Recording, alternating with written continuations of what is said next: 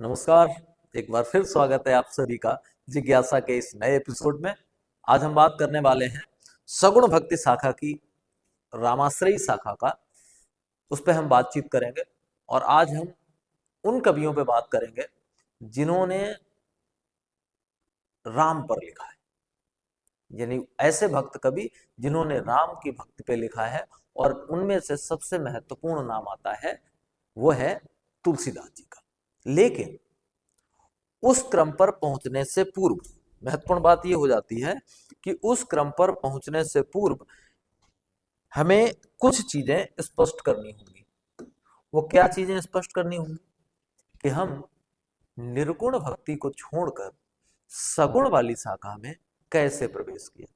हालांकि ये मैं पहले ही बता चुका हूं कि इस तरह के परिवर्तन एक दिन का परिणाम नहीं होते हैं। ये धीरे धीरे किए गए परिवर्तन होते हैं जो लंबे समय में दृष्टिगोचर होते हैं। तो आइए हम अपनी यात्रा की शुरुआत करते हैं और सबसे पहले हम ये जानने का प्रयास करते हैं कि आखिर ये परिवर्तन हुआ क्यों था। ठीक है, हम ये जानने का प्रयास करते हैं कि ये परिवर्तन आखिर क्यों हुआ। देखिए, मैंने कुछ चीजें बड़े आसान शब्दों में लिख के रखी हैं। इनको आप देखेंगे कि सगुण भक्ति में रामाश्रयी शाखा, निर्गुण और स्वामी शंकराचार्य द्वारा बताया गया भक्ति मार्ग जन सामान्य के लिए कठिन और समझ से बाहर का विषय था। ऐसे में उन्हें एक ऐसे मार्ग की आवश्यकता थी जो अपेक्षाकृत अधिक सरल और स्पष्ट हो। इसकी पूर्ति के लिए शुरुआत रामानुजाचार्य द्वारा की गई।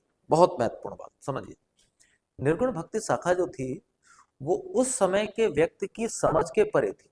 वो भगवान को इस स्वरूप में देखना एक्सेप्ट नहीं कर पा रहे थे। आज में थोड़ा स्पष्ट लग रहा है, लेकिन उस समय नहीं लग रहा होगा।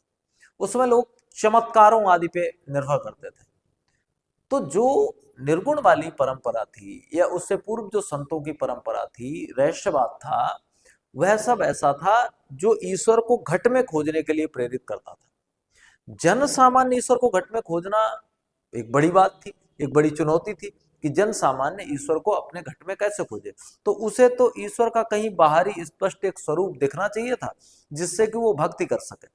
ये बात रामानुजाचार्य को समझ में आई और उन्होंने एक तरीका निकाला। उन्होंने कहा नहीं, सगुण प्रार्थना करो।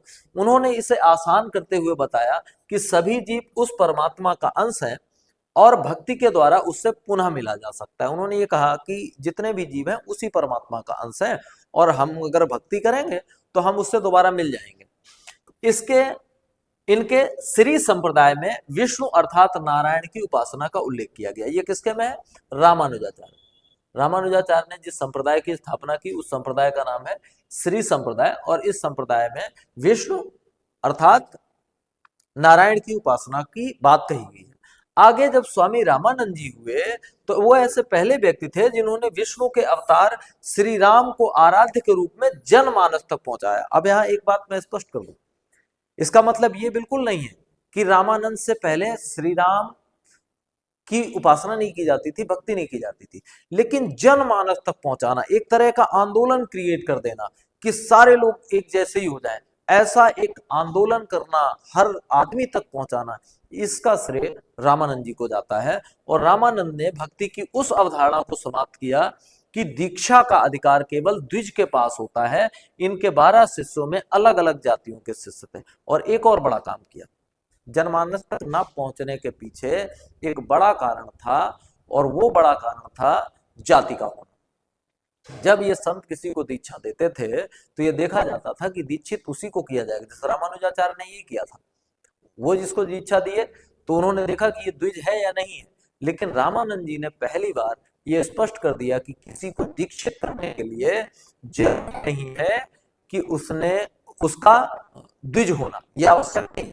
वो किसी भी जाति का हो, अगर दीक्षित होने के काबिल है तो उसको दीक्षित किया जाएगा। ये रामानंद जी ने किया। अब हम एक एक करके इस युग के कवियों के बारे में देख लेते हैं, ठीक है। और सबसे पहले हम बात करेंगे किसकी? तुलसीदास जी की। देखिए, गोस्वामी तुलसीदास जी 1532 से 1623 हिंदी साहित्य के भक्ति काल की राम भक्ति शाखा के शिरोमण कवि, लोकनायक और समाज सुधारक थे। उन्होंने अवधी भाषा में रामचरितमानस जैसे महाकाव्य को रचकर राम को घर घर पहुंचाया और भक्त कवि और दार्शनिक के रूप में उनका व्यक्तित्व समन्वयवादी, विनम्र और सादगीपूर्ण था, जो ज्ञान और भक्ति का अद्भुत मिश्रण था। यानी पूरी राम भक्ति शाखा में सबसे महत्वपूर्ण अगर कोई कवि है तो वो तुलसीदास जी है। अब प्रश्न कहां से बनेंगे? प्रश्न दो जगह से बनते हैं आपके, या तो किसी कवि के जीवन से जुड़ा कोई प्रश्न बन जाएगा और या फिर उसके कृतित्व से जुड़ा हुआ। दो तरह के ही प्रश्न बनते हैं, तो हम एक एक करके देख लेते हैं। पहले तुलसीदास जी का जीवन देख लेते हैं। जन्म, अधिकांश विद्वानों के अनुसार इनका जन्म जो है वो 1532 ईस्वी यानी संवत 1589 में उत्तर प्रदेश के बांदा जिले के राजापुर गांव में हुआ था, और कुछ लोग इनका जन्म एटा में सोरो में मानते हैं। तो ये दो अवधारणाएं इनके जन्म को लेकर। पिता का नाम आत्माराम दुबे था और माता का नाम हुलसी था। कहा जाता है कि जब ये पैदा हुए तो इनके मुख में दांत थे और ये एक अपशगुन के रूप में माना गया, और ये राम बोले थे, तो इनका जो बचपन का नाम है वो हमें मिलता है राम बोला। ये भी याद रखना है, इनके बचपन का नाम है राम बोला मिलता है। बचपन, मूल नक्षत्र में जन्म लेने के कारण माता पिता ने इनको त्याग दिया, जिससे बचपन अत्यंत कष्टों में भीख मांगकर बीता। शिक्षा व गुरु, गुरु नरहर दास से दीक्षा ली। महत्वपूर्ण फैक्ट यह है कि इनके गुरु कौन थे? नरहर दास थे, जिन्होंने इन्हें राम भक्ति का मार्ग दिखाया। वैराग्य, अब इनकी वैराग्य के पीछे बड़ी कहानी है कि जब इनकी शादी हुई ये तो पत्नी के पीछे पागल हो गए, चढ़ी हुई नदी पार करके ससुराल पहुंच गए, सांप पकड़ के छत पे चढ़ गए। तो ये सब हुआ, वो खैर थोड़ा भी होगी, लेकिन हाँ ये होगा कि उनके प्रेम में ऐसा बिहेवियर थोड़ा अलग टाइप का करने लगे होंगे। इनकी पत्नी का नाम था रत्नावली। तो रत्नावली ने एक दिन को फटकार दिया और फटकार कर उसने कहा कि लाज न आई आपको दौरे आयु साथ। जब ये ससुराल पहुंचे जाके पीछे से, तो उन्होंने कहा कि लाज न आई आपको दौरे आयु साथ, साथ ही चले आए, और इससे इनके जीवन में वैराग उत्पन्न हो गया और वो राम की भक्ति में लीन हो गए। निधन के बारे में कहा जाता है कि इनका निधन हुआ था 1623 ईस्वी में, और काशी के 80 घाट पर इनका निधन हुआ था, राम नाम का उच्चारण करते हुए। एक दोहा इनकी मृत्यु से संबंधित प्रसिद्ध है, वो है संवत 1680 अस्सी गंग के तीर, श्रावण कृष्णा तीज सन तुलसी तजो शरीर। तो वहां से स्पष्ट होता है कि इनकी मृत्यु जो है वो कब हुई और कहाँ हुई। ठीक, अब हम थोड़ा सा व्यक्तित्व के बारे में जान लेते हैं, उसके बाद कृतित्व के बारे में जानेंगे। समन्वयवादी व्यक्ति थे, ठीक है। तुलसी ने निर्गुण, सगुण, ज्ञान, भक्ति, शैव, वैष्णव सबके बीच समन्वय स्थापित करने की कोशिश की, समाज सुधार की कोशिश की। तत्काल समाज को मर्यादित करने के लिए उन्होंने रामचरितमानस के माध्यम से आदर्श परिवार और समाज की कल्पना प्रस्तुत की। दास से भाव की, इनकी भक्ति जो थी वो दास के रूप में थी। जैसे कुछ लोग ऐसे भक्ति करते हैं सखा के रूप में, कुछ पिता के रूप में, तो इनकी जो भक्ति थी वो दास से भाव की थी, यानी दास के रूप में थी। सेवक और स्वामी का संबंध था इनके और ईश्वर के बीच में। लोकनायक, जनभाषा अवधि में काव्य रचना कर इन्होंने साहित्य को सर्वसाधारण के लिए सुलभ बनाया। ये भी इनकी एक उपलब्धि रही कि इन्होंने सबके लिए सुलभ कर दिया साहित्य को। अब महत्वपूर्ण बात इनकी रचनाएं हैं। रचनाओं से संबंधित प्रश्न बनते हैं, इनको बहुत गौर से देख और सुन लीजिए। तुलसीदास द्वारा 12 से लेकर के 39 ग्रंथ रचित माने जाते हैं, जिनमें से प्रमुख प्रमुख को हम देख लेते हैं जो आपके प्रश्न बन सकते हैं। सबसे पहला और महत्वपूर्ण रामचरितमानस है। ये एक महाकाव्य है, अवधी भाषा में है, और इनकी कीर्ति का स्तंभ यही है। इन्हें जो प्रसिद्धि मिली वो यहीं से मिली, और ये सर्वाधिक बिकने वाली पुस्तक है, सर्वाधिक बिक्री वाली पुस्तक है। यही वो है जो घर घर तक है, जन जन तक है। दूसरी इनकी रचना है विनय पत्रिका। ये ब्रजभाषा में है और ये श्री राम से विनय की गई है, एक आत्मनिवेदन किया गया है। एक रचना है इनकी कवितावली, ये भी ब्रजभाषा में है, इसमें कवित्व और सवैया शैली का प्रयोग किया गया है। एक रचना दोहावली है, ये भी ब्रजभाषा में है, और इस दोहावली में नीतिपरक दोहे दिए गए हैं। एक रचना इनकी है गीतावली, ये भी ब्रजभाषा में है और पद शैली में है। हनुमान चालीसा बहुत प्रसिद्ध, रोजाना गाया जाता है। इनकी प्रसिद्धि के दो स्रोत हैं, एक रामचरितमानस और दूसरा हनुमान चालीसा। इसके अलावा सीता स्वयंवर की कहानी इन्होंने जानकी मंगल के नाम से लिखी है, और पार्वती मंगल के नाम से शिव और पार्वती के विवाह की कहानी लिखी है, और ये दो के दोनों खंड काव्य है और ये महाकाव्य है। इसके अलावा बरवे रामायण, वैराग्य संदीपनी, रामलला नहिछु और रामाज्ञा प्रश्न, ये भी कुछ रचनाएं हैं। कुल मिला के इतनी रचनाएं आपको याद रखनी है। रामाज्ञा प्रश्न, रामलला नहिछु, वैराग्य संदीपनी, वरवै रामायण, जानकी मंगल, पार्वती मंगल, हनुमान चालीसा, गीतावली, दोहावली, कवितावली, विनय पत्रिका और रामचरितमानस। तो इस सेक्ट में जितने भी आप साहित्यकार पढ़ेंगे, उन सभी साहित्यकारों में सबसे ज्यादा अगर प्रश्न कहीं से बनते हैं तो वो तुलसीदास जी से बनते हैं। अब इनकी साहित्यिक विशेषताएं थोड़ी हम देख लें। तुलसी की जो भाषा है वो अवधी और ब्रज दोनों है। हालांकि इनकी प्रसिद्धि जिस ग्रंथ से हुई वो अवधी में है, तो हम जनरली इन्हें अवधी वाली श्रेणी में रख लेते हैं, लेकिन ब्रज में भी इन्होंने कई रचनाएं लिखी। इन्होंने दोनों भाषाओं का सफल प्रयोग किया। रस ज्यादातर भक्ति रस का प्रयोग है, किंतु रामचरितमानस में लगभग सभी रसों का है, लगभग सारे रसों का। श्रृंगार भी है, शांत भी है, वीर रस भी है, भक्त रस भी है, सारे रस, करुण रस भी है, सब कुछ है। छंद और अलंकारों की बात करें तो दोहा, चौपाई, कवित्व, सवैया आदि का कुशल रूप से इन्होंने प्रयोग किया है। गोस्वामी तुलसीदास भारतीय संस्कृत के रक्षक और राम के आदर्शों को स्थापित करने वाले अमर कवि हैं। ये खास बात है इनसे संबंधित। अब इनके बाद एक और जो महत्वपूर्ण संत हुए और कवि हुए, उनका नाम है स्वामी अग्रदास। स्वामी अग्रदास 16वीं शताब्दी में हिंदी भक्ति काल के एक प्रतिष्ठित संत और कवि हुए। राम भक्ति शाखा में रसिक संप्रदाय के संस्थापक। महत्वपूर्ण बात, इन्होंने क्या किया? स्वामी अग्रदास ने एक संप्रदाय की स्थापना की। उस संप्रदाय का नाम है रसिक संप्रदाय, और कृष्णदास पैहारी के शिष्य और नाभादास के गुरु थे ये। अग्रदास जी ने राम की माधुर्य भाव यानी सेवा भाव से उपासना की शुरुआत की। उनकी प्रमुख कृतियों में ध्यान मंजरी, कुंडलियां और राम अष्टयाम है। इनकी जो सबसे प्रमुख कृतियां हैं वो 3 प्रमुख कृतियां हैं। एक कृति का नाम है ध्यान मंजरी, दूसरी का नाम है कुंडलियां, और तीसरी का नाम है राम अष्टयाम। ठीक, ये इसमें राम के 8 पहर की कहानी दी गई है। थोड़ा सा हम और इनके बारे में जान लेते हैं, इनके जीवन और व्यक्तित्व के बारे में। गुरु परंपरा और काल, अग्रदास जी स्वामी रामानंद की शिष्य परंपरा की चौथी पीढ़ी के थे। यानी पहले रामानंद जी हुए, इनके चेले हुए अनंतानंद, अनंतानंद के शिष्य हुए कृष्णदास पैहारी, और इनके शिष्य हुए अग्रदास। ठीक है, ये प्रमुख संत थे। इनका समय 16वीं शताब्दी के उत्तरार्ध में माना जाता है। रसिक संप्रदाय के संस्थापक थे। उन्होंने राम भक्ति में रसिक उपासना की नींव रखी, जिसे अग्र अली के नाम से भी जाना जाता है। यानी एक और नाम है अग्र अली। वे रैवासा राजस्थान में रहकर, रह कहाँ रहे थे? रैवासा में, राजस्थान में भक्ति का प्रचार करते थे। व्यक्तित्व, अग्रदास जी राम के प्रति पूर्ण समर्पित थे और रसिक संप्रदाय के आचार्य होने के कारण राम और सीता के युगल स्वरूप के ध्यान की सेवा में विश्वास रखते थे। यानी इन्होंने स्वयं को तुलसी से अलग स्थापित किया। ये भक्ति की उस शाखा को मानते थे जिसमें राम और सीता को इकट्ठा भजा जाएगा, इकट्ठा उनकी पूजा की जाएगी। वे वैष्णव समाज में एक महान योगी और भक्त के रूप में प्रतिष्ठित थे। ये भी महत्वपूर्ण बात उनसे संबंधित है।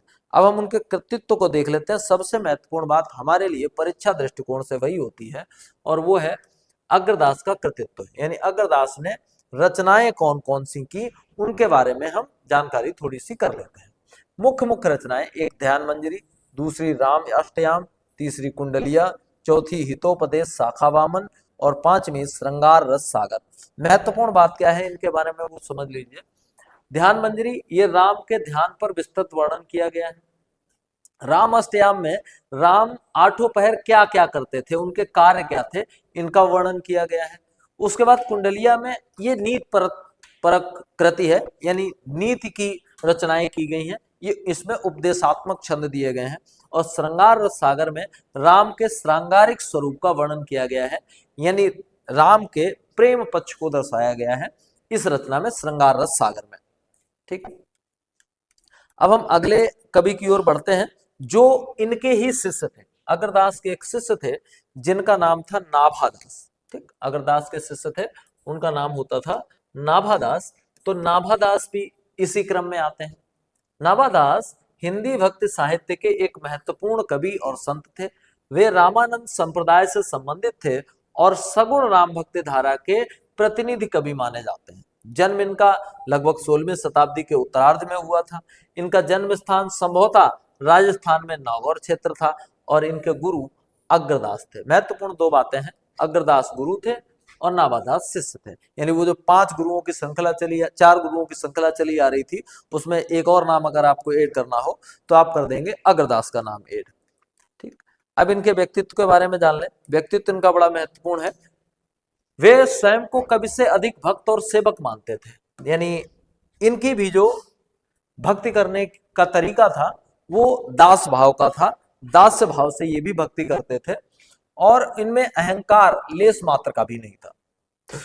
नाभादास ने अपनी रचनाओं में सगुण निर्गुण, वैष्णव शैव, हिंदू मुस्लिम भेदों को समाप्त करने का प्रयास किया और ये इसका मतलब केवल कवि ही नहीं बल्कि एक समाज सुधारक भी थे। इन्होंने ध्यान दिया कि इनके बीच में जो भेद है उस भेद को मैं कैसे भी करके थोड़ा कम कर पाऊं तो ज्यादा बेहतर रहेगा। उन्होंने संतों के जीवन को केवल भक्ति की दृष्टि से नहीं बल्कि सामाजिक ऐतिहासिक संदर्भों में भी प्रस्तुत किया। ये बड़ी बात है। उनका उद्देश्य था भक्ति के आदर्शों को समाज में स्थापित करना और भक्तों को प्रेरणा देना। ये उनका मुख्य उद्देश्य था, मूल उद्देश्य था। दूसरी महत्वपूर्ण बात आती है इनके कृतित्व के बारे में। तो केवल एक रचना इनकी हमें मिलती है, बड़ी महत्वपूर्ण है। नाभादास जी की एक ही रचना हमें मिलती है और उस रचना का नाम है भक्तमाल। सबसे प्रसिद्ध और महत्वपूर्ण ब्रजभाषा और दोहा छंद में लिखी गई है। ब्रजभाषा में लिखी गई है और छंद इसमें दोहा है।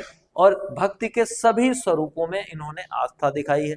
हम पीछे भी कह चुके हैं, चाहे वो शैव हो, चाहे वैष्णव हो, चाहे हिंदू हो, चाहे मुस्लिम हो, कोई भी हो, सगुण हो, निर्गुण हो, इन्होंने सबको संयोजित करने का प्रयास किया कि सब एक ही रहे। 2 नाम और इस श्रृंखला में बसते हैं, हम उन 2 नामों को भी देख लेते हैं। अभी तक हमने जिन नामों को देखा है उनको फिर हम रिवाइज कर लेंगे। अगला नाम आता है प्राणचंद्र चौहान का। इनका जन्म लगभग 17वीं शताब्दी में हुआ था। संप्रदाय से ये भी रामानंदित है। भाषा इनकी भी वही तुलसीदास जैसी थी, ब्रज और अवधी। ये राम के अनन्य भक्त थे। उनकी भक्ति में दास्य भाव की प्रधानता थी। तो अभी तक आपने देखा कि राम के जितने भी भक्त हुए वो सब दास्य भाव के थे। जब आप कृष्ण को पढ़ेंगे तो सखा भाव उत्पन्न हो जाएगा। ये अंतर हमें देखने को मिलेगा। उनकी रचनाओं में आदर्श जीवन, सदाचार, सत्य और धर्म का संदेश बार बार मिलता है। आम जनमानस की भाषा और अनुभूतियों से जुड़ा हुआ है। रचनाओं में सरलता और सहजता है और इनकी हमें 2 रचनाएं मिलती हैं। एक रचना का नाम तो रामायण है, यानी प्राणचंद्र चौहान कृत रामायण। ठीक है, प्राणचंद्र चौहान कृत रामायण, ये इनकी एक तो रामायण है। और फिर राम नाम की महिमा पे, संसार की नश्वरता पे और भक्ति के महत्व पे इन्होंने कुछ और भी पद लिखे, स्फुट पद। ठीक है, कुछ और स्फुट पद भी लिखे। और इसके बाद अंतिम नाम इस कड़ी का जो आखिरी नाम मिलता है हमें, वह है हृदय राम का। आखिरी नाम जो हमें मिलता है वह नाम मिलता है किसका? हृदय राम का। और इनकी जो प्रमुख रचना है उस रचना का नाम है हनुमान नाटक। और श्री राम की कथा का वीरता और भक्ति रस के साथ इन्होंने वर्णन किया है। ये इनकी खासियत है। कुल मिलाकर के हम एक चीज स्पष्ट कर चुके हैं कि इस पूरे सेगमेंट में जो सगुण की रामाश्रयी शाखा है, इस पूरे सेगमेंट में हमें जितने का अध्ययन करना है उनको हम एक बार फिर देख लें। क्या क्या खासियत और किसका किसका अध्ययन करना। सबसे पहले हमने तुलसीदास को देखा, उनकी रचनाओं को देखा। तुलसीदास के बाद हम जिससे देखा है, हमने अग्रदास को देखा, उनकी रचनाओं को देखा। हमने नाभादास को देखा, उनकी रचनाओं को देखा। फिर नाभादास के बाद जिन्हें हमने देखा वो व्यक्ति हैं प्राणचंद्र चौहान और उनकी रचनाएं। और अंत में हमने हृदय राम को देखा। कुल मिलाकर के इतना अध्ययन हमने इस वीडियो के माध्यम से किया है। और आगे वीडियो में हम फिर थोड़ा स्लो चलेंगे, थोड़ा और समझने का प्रयास करेंगे। ये सेगमेंट मुझे ऐसा लगा जहां से केवल रचनाएं ही महत्वपूर्ण है। और जब केवल रचनाएं महत्वपूर्ण है तो मैं केवल उतना ही देख लेना चाहिए, क्योंकि समय न आपके पास ज्यादा है न मेरे पास ज्यादा है। बस हम अपने अपने समय का सदुपयोग करते हुए आगे बढ़ते रहें, यही हमारे लिए पर्याप्त है। तो संभवतः आप सभी लोगों को ये सीरीज पसंद आ रही होगी। जितने भी लोग रेगुलर देख रहे हैं, निश्चित मानिए भले ही अभी थोड़ी बोरियत हो रही हो, लेकिन अगर आपने ये सही से पढ़ लिया तो आप दूसरों से 4 प्रश्न ज्यादा करके आएंगे हिंदी में, ये मैं गारंटी लेता हूं। क्योंकि यह वह सेगमेंट है जो आप पूरे यूट्यूब पे ढूंढेंगे और आपको नहीं मिलेगा। जहां कहीं भी हिंदी साहित्य की बात आएगी, पुलिस और इस तरह के एग्जाम्स के लिए, तो आपको एक वीडियो मिलेगा 1 घंटे का, और उसी में सब कुछ निपटा दिया गया होगा। हिंदी भाषा के विकास क्रम को भी निपटा दिया गया होगा, उसकी उपभाषाओं बोलियों को भी निपटा दिया गया होगा, और साहित्य को भी निपटा दिया गया होगा। सब कुछ उतनी देर में, और जब उतनी देर में सब कुछ निपटा दिया जाएगा तो सीधी सी बात है, सारे प्रश्न हल नहीं होंगे। सारे प्रश्न अगर हल करने हैं तो कुछ तो अतिरिक्त पढ़ना पड़ेगा।